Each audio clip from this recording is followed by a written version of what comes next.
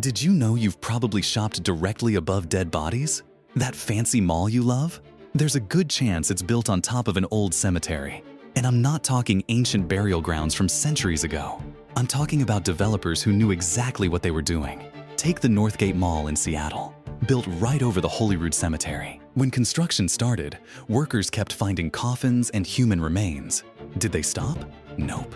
They just moved what they could and paved over the rest. The same thing happened with the Crossgates Mall in New York. Developers found hundreds of graves from an 1800s cemetery. Their solution? Relocate some bodies to a tiny corner and build the food court over the others. Here's the creepy part. This is totally legal in most places. As long as developers follow certain procedures, they can basically evict the dead for profit.